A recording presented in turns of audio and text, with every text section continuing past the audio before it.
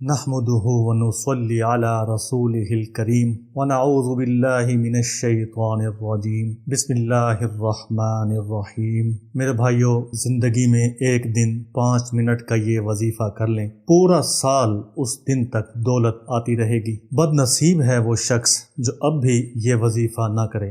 آج کل ویسے ہی افراتفری کا دور ہے، ہر انسان نفسا نفسی میں پڑا ہوا ہے، کسی بھی انسان کو دوسرے انسان کا کوئی خیال نہیں ہے، چاہے وہ بھائی ہی کیوں نہ ہو۔ لوگ آج کل ماں باپ سے نہیں پوچھتے، سگا بھائی غربت کی زندگی گزار رہا ہے، کوئی نہیں پوچھتا، پوچھنا تو درکنار، ایک وقت کی روٹی بھی کوئی نہیں دیتا۔ اور جو خوددار لوگ ہیں وہ کسی کے سامنے ہاتھ نہیں پھیلانا چاہتے، یہ طبقہ سفید پوش طبقہ کہلاتا ہے۔ یہ میرے ایسے بہن بھائی ہوتے ہیں جو بھوکے رہ کر تو گزارا کر لیتے ہیں، لیکن کسی کے سامنے ہاتھ نہیں پھیلاتے، جو مشکل ٹائم میں بھی اللہ تعالی کے سوا کسی سے نہیں مانگتے۔ آج جو وظیفہ میں آپ کے حوالے کروں گا وہ ایسے لوگوں کے لیے ہی ہے جو اپنا ٹائم قسم پرسی میں گزار رہے ہیں، جن کا نہ اپنا ذاتی گھر ہے نہ کوئی اور رہنے کی جگہ۔ ایک ٹائم کا گزارا بہت مشکل سے ہوتا ہے، اور جو ٹائم نکل جائے اس کا شکر ادا کرتے ہیں اور اللہ تعالی سے اچھے کی امید رکھتے ہیں، اللہ تعالی سے مایوس نہیں ہوتے اور اپنے اچھے وقت کی انتظار میں برا وقت گزار رہے ہیں۔ دولت آتی کس کو اچھی نہیں لگتی؟ کون چاہتا ہے کہ اس کے پاس روپیہ پیسہ دولت نہ ہو؟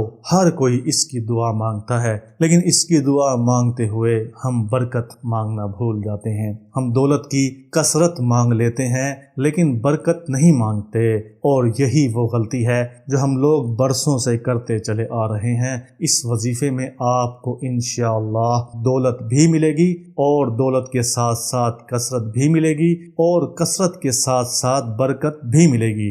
اور صرف دولت ہی نہیں، کوئی بھی آپ کی ایسی حاجت ہے جو پرسوں سے پوری نہیں ہو رہی، جو اس وظیفے کے 2 حصے ہیں، پہلا حصہ حاجت کا ہے، دوسرا حصہ محبت کا ہے۔ ہمارے پاس اللہ تعالی کا بھیجا ہوا کلام پاک موجود ہے، جس میں انسان کی تمام مشکلات، تمام پریشانیوں کا حل ہے۔ یہ ہم ہی بد نصیب ہیں جو اس کلام پاک سے فائدہ نہیں اٹھا سکتے۔ قرآن پاک کی اتنی فضیلت ہے کہ اگر کلام پاک پڑھتے ہوئے اللہ تعالی سے مانگ نہ بھی سکے تو اللہ تعالی بنا مانگے ہی عطا کر دیتا ہے، کہ اللہ تعالی ہمارے دلوں کے بھید تک کو جانتا ہے۔ اور آج کا وظیفہ قرآن پاک کی 2 آیات ہیں۔ حضرت ابو سعید خدری رضی اللہ تعالی عنہ سے روایت ہے کہ حضور نبی اکرم صلی اللہ علیہ وآلہ وسلم نے فرمایا، اللہ رب العزت فرماتا ہے، جس شخص کو قرآن اور میرا ذکر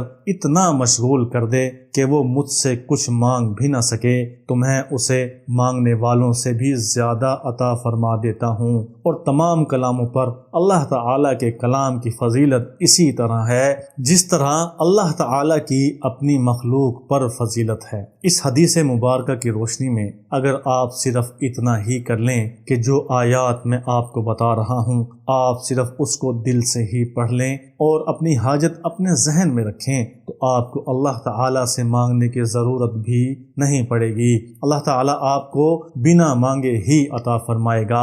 ان آیات کو سچے دل کے ساتھ، صدق کے دل کے ساتھ، مکمل کامل یقین کے ساتھ پڑھ لیں، اور انشاءاللہ آپ کے یہ عمل مکمل کرنے سے پہلے ہی اللہ تعالی ایسے اسباب مہیا کر دے گا کہ آپ کا یقین کرنا مشکل ہو جائے گا۔ اگر کوئی شخص مندرجہ ذیل 2 آیات مبارکہ کو عشاء کی نماز کے بعد 7 مرتبہ پڑھے گا تو اس کا ہر کام اللہ بنا دے گا۔ رسوا ہو تو عزت دار ہو جائے گا، قرض دار ہو تو قرض سے نجات مل جائے گی، غم و الم میں ہو تو وہ دور ہو جائے گا، اسرت و تنگی ہو تو رب کریم رزق و فلاح کے دروازے اس پر کھول دے گا۔ سب سے پہلے آپ نے کچھ نہ کچھ لازمی صدقہ کرنا ہے۔ بھائیو بہنوں، صرف یہی عمل نہیں، آپ کوئی بھی عمل کریں تو آپ اپنی عادات بنا لیں کہ صدقہ لازمی کیا کریں۔ رسول اللہ صلی اللہ علیہ وسلم نے فرمایا، کبھی 1 درہم کا ثواب لاکھ درہم سے بڑھ جاتا ہے۔ صحابہ نے پوچھا وہ کیسے؟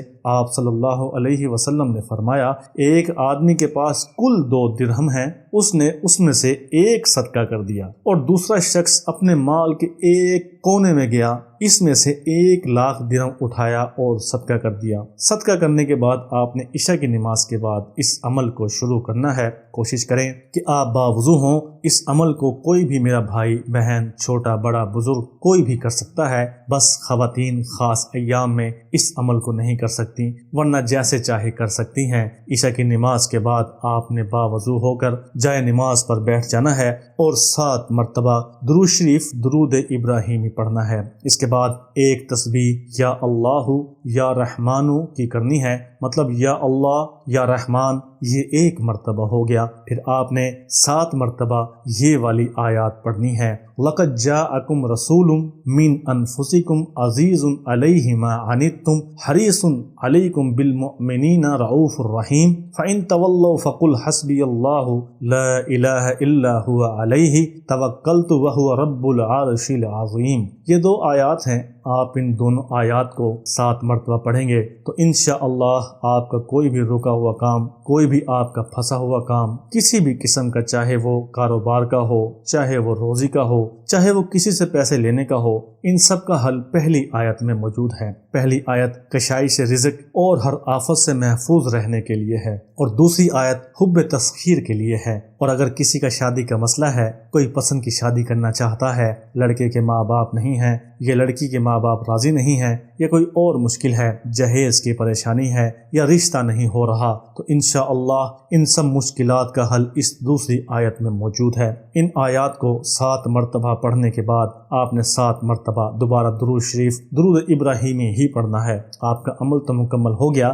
اگر آپ اللہ تعالی سے دعا مانگیں گے تب بھی آپ کا وہ کام بن جائے گا جس کام کے لیے آپ نے یہ وظیفہ کیا ہے۔ اگر نہیں مانگیں گے تب بھی اللہ تعالی نے آپ کی فریاد سن لی ہے، اور اللہ تعالی آپ کے مقصد سے باخبر ہے۔ پھر بھی اگر آپ دعا مانگنا چاہیں تو اللہ تعالی سے سچے دل سے، اچھی نیت کے ساتھ دعا مانگیں اور اپنا مقصد بیان کریں جس مقصد کے لیے آپ نے یہ وظیفہ کیا ہے۔ اور انشاءاللہ اگر آپ کو زندگی کے اندر پیسوں کی تنگی کا سامنا ہے تو آپ کا یہ وظیفہ صرف کرنے کی دیر ہے۔ اللہ تعالی آپ کے لیے پیسوں کا انتظام ایسی جگہ سے کرے گا کہ جہاں سے آپ کو امید بھی نہیں ہوگی۔ اس وظیفے کو اپنے جاننے والوں کے ساتھ لازمی شیئر کریں، واٹس ایپ گروپس کے اندر شیئر کریں۔ اگر میرے چینل کو ابھی تک سبسکرائب نہیں کیا تو لازمی ابھی سبسکرائب کر دیں۔ مندہ چیز کو بھی اپنی دعاؤں میں یاد رکھیں، اپنا بہت سا خیال رکھیں۔ اللہ تعالیٰ کا ایک نام برکت کے طور پر لازمی لکھ دیں۔ اللہ حافظ۔